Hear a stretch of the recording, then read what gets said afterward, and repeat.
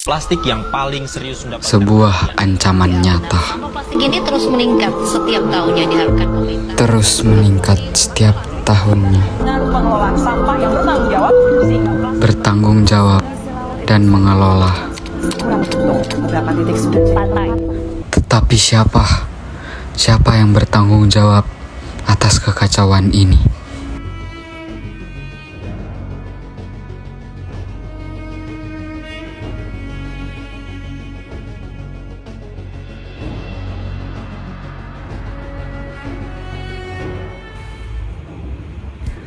Apakah kalian menyadari ada berapa limbah sampah yang kita keluarkan setiap harinya?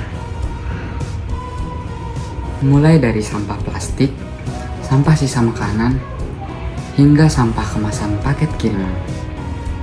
Pernahkah Anda bertanya-tanya, kemana semua sampah itu bermuara?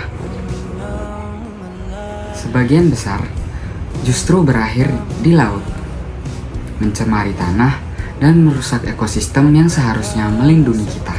Hal ini dapat merusak bumi kita dan membuatnya tenggelam di dalam sampah limbah yang tentu saja kita ciptakan sendiri.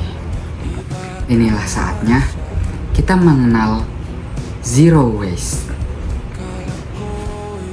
Zero waste bukan sekedar tren, melainkan gaya hidup untuk meminimalisir sampah hingga ke titik terendah. Tujuannya sederhana, untuk memastikan tidak ada sampah yang terdistribusi ke tempat pembuangan akhir atau bahkan ke lautan. Lalu, bagaimana cara memulainya? Kalian pasti tidak asing dengan istilah reuse, refuse, reduce, dan recycle. Itu adalah prinsip utama di dalam zero waste. Yang pertama, ada refuse atau menolak barang sekali pakai. Kita harus belajar memulai untuk menolak atau meminimalkan barang sekali pakai seperti sedotan plastik dan botol plastik. Yang kedua, ada reduce. Reduce adalah cara kita mengurangi konsumsi atau mengurangi barang-barang yang tidak terlalu kita gunakan. Jadi, seperlunya saja ya teman-teman. Yang ketiga, ada reuse. Gunakan kembali wadah-wadah yang kita pakai. Yang keempat, ada recycle. Kita harus pintar memilah dan memilih mana sampah yang bisa kita kirim ke bank sampah untuk didaur ulang.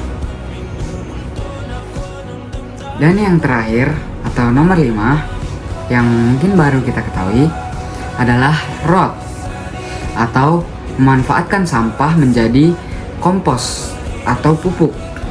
Di zaman sekarang ini tentu saja hidup dengan minim sampah itu semakin mudah karena banyaknya sistem-sistem di tempat atau resto makanan yang bisa menyediakan sistem refill atau isi ulang. Dan terlebih lagi, masyarakat sudah banyak yang ingin membantu kita untuk mengolah limbah kita. Perubahan tidak harus kita lakukan secara ekstrim, secara langsung. Kita bisa memulainya dengan hal-hal kecil, seperti membawa botol minum sendiri, membawa tas kain saat kita berbelanja, dan bahkan saat kita jajan di luar, kita bisa membawa wadah kita sendiri.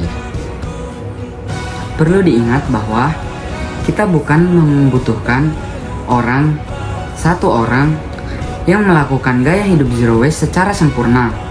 Tetapi kita harus bekerja sama dan menumbuhkan rasa peduli terhadap bumi agar kita bisa mendapatkan manfaat hidup yang berkelanjutan dan kenyamanan di setiap saat, dan tentu saja partisipasi dari masyarakat. Saya, Andi Muhammad Malumbasi. Terima kasih sudah menonton.